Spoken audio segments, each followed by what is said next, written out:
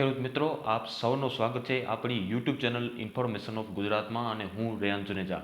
આ વિડીયોમાં આપણે વાત કરીશું કે ગુજરાતમાં આજે 22 તારીખથી લઈ 22 તારીખથી લઈ અને 25 તારીખની વચ્ચે આખા ગુજરાતમાં હવામાન કેવું જોવા મળશે, ક્યાં ક્યાં હીટવેવનું એલર્ટ છે અને ક્યાં ક્યાં ગરમીનું એલર્ટ છે, અને સાથે સાથે પવન અને તાપમાનની પણ આ વિડીયોમાં આપણે ચર્ચા કરવાના છીએ.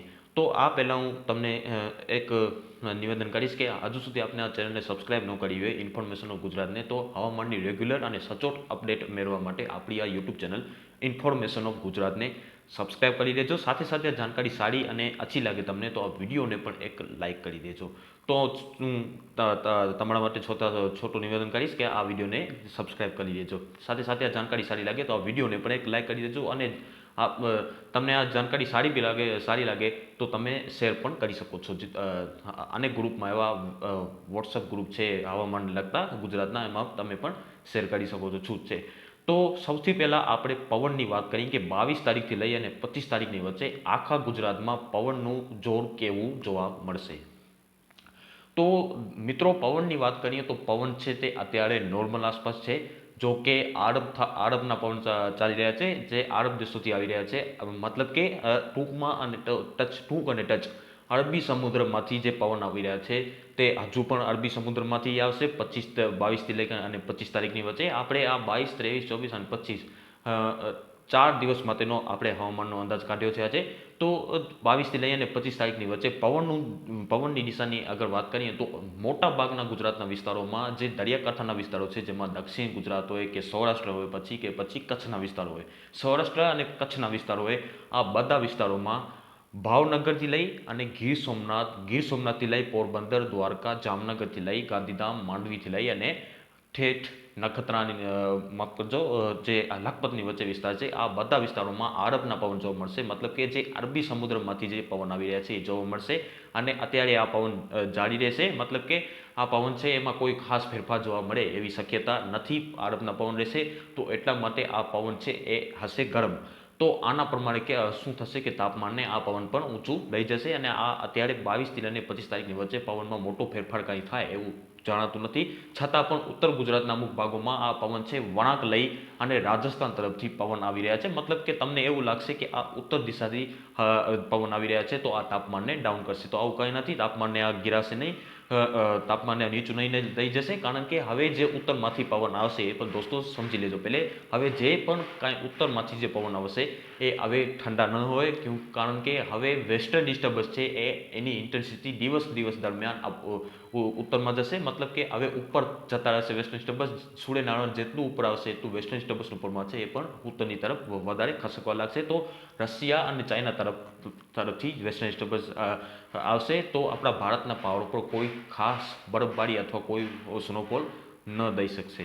તો આ પ્રમાણે પવનની સ્પીડની છે, પવનનું પ્રમાણ રહી શકે છે. ઉત્તર ગુજરાતના અમુક ભાગોમાં સહિત મધ્ય ગુજરાતના અમુક ભાગમાં પવનનું જોર છે એ રાજસ્થાનથી વળાંક લઈ અને આવશે. તમને એવું લાગશે કે આ ઉત્તરનો પવન છે, છતાં ઉત્તરનો પવન આ ન હશે. અને પવનની દિશા છે તે અત્યારે દરિયાકાંઠાના જે પણ ગુજરાતના વિસ્તારો છે આમાં આરબના પવન, મતલબ કે અરબી સમુદ્રમાંથી પવનનું જોર છે એ રહેવાનું અનુમાન અત્યારે અમને લાગી રહ્યું છે. તો આ તો રહી પવનની વાત. હવે તાપમાનની વાત કરીએ કે તાપમાન ક્યારથી વધવા લાગશે અને ક્યારથી હીટવેવનો રાઉન્ડ આવશે. તો મિત્રો, આજ છે 22 તારીખ, મતલબ કે આજથી તાપમાન વધવા મળે છે. અને આજે દક્ષિણ ગુજરાતના અમુક ભાગોમાં 35, 36, 37 અને 38 ડિગ્રી આસપાસ આજે સુરતમાં તાપમાન પહોંચે એવું અનુમાન મને જણાવી રહ્યું છે. અને અમદાવાદમાં પણ 35, 36, 37 આસપાસ આજે તાપમાન પહોંચી શકે છે. અને કાલે યાને કે 23 તારીખના રોજ સુરતમાં 41 ડિગ્રી અને કે 40 ડિગ્રીને પણ પાર જઈ શકે છે તાપમાન સુરતમાં. એક બાર ફિર સે અમે કહી શકીએ કે આપણે પહેલી બાર જે 41 ડિગ્રી આસપાસ પહોંચ્યું હતું, તો હવે ફરીથી 41 ડિગ્રી આસપાસ ફરીથી કાલે પહોંચી શકે છે. યાની કે 23 તારીખના રોજ 23 માર્ચના રોજ સુરતમાં 41 ડિગ્રી અને કે 40 ડિગ્રીને પણ ફિર 40 ડિગ્રીના પર તાપમાન છે વટાવી જશે. અને ફરીથી હીટવેવનો રાઉન્ડ દક્ષિણ ગુજરાતના અનેક ભાગોમાં આવે એવી સંભાવના અમે જોવા મળી રહી છે. અને આજથી તાપમાનમાં વધવા મળે છે, અને આવતીકાલથી તાપમાન હજુ વધારો થશે અને 41 ડિગ્રી આસપાસ સુરતના અનેક ભાગોમાં જોવા મળશે. અને કાલે અમદાવાદમાં પણ 39 ડિગ્રી આસપાસ તાપમાન પહોંચે એવું અનુમાન અમને જામી રહ્યું છે. કચ્છની વાત કરીએ તો કચ્છમાં પણ 28 ડિગ્રીથી લઈ અને 29, 30, 31થી લઈ અને 34થી લઈ અને 36, 37 આસપાસ કચ્છના પણ અનેક ભાગોમાં તાપમાન જોવા મળે એવી સંભાવના અત્યારે સામે લાગી રહી છે. તો કચ્છમાં પણ ગરમીનું જોર છે એમાં ચોક્કસપણે વધારો જોવા મળશે. આજથી 22 તારીખે અને 23 તારીખના રોજ હજુ કચ્છમાં તાપમાનમાં વધારો જોવા મળે એવું અમારું પ્રાથમિક અનુમાન છે. અને વાત રહી સૌરાષ્ટ્રની, તો સૌરાષ્ટ્રના અલગ અલગ ભાગોમાં અલગ અલગ તાપમાનની રેન્જ અને પેટર્ન જોવા મળશે. પહેલાં પશ્ચિમ સૌરાષ્ટ્રની વાત કરીએ તો પશ્ચિમ સૌરાષ્ટ્રમાં પણ જે 34થી લઈ અને 35, 36 ડિગ્રી 37 ડિગ્રી આસપાસ પશ્ચિમ સૌરાષ્ટ્રમાં રહેશે અને જૂનાગઢ આસપાસ પણ 37, 38 ડિગ્રી આસપાસ જો છે તે જૂનાગઢમાં પણ જોવા મળે એવું અનુમાન અત્યારે અમે લાગી રહ્યું છે. અને ભાવનગર વગેરેમાં પણ 35 ડિગ્રીને પાર પહોંચે તાપમાન એવું હાલ અમને અનુમાન લાગી રહ્યું છે. ઉત્તર ગુજરાતની વાત કરીએ તો ઉત્તર ગુજરાતમાં પણ 31થી લઈ અને 32 ડિગ્રી આસપાસ ઉત્તર ગુજરાતના પણ અનેક ભાગોમાં તાપમાન જોવા મળે એવું હાલ અમારું પ્રાથમિક અનુમાન છે 22થી લઈ અને 25 માર્ચની વચ્ચે હીટવેવના દોરાનમાં.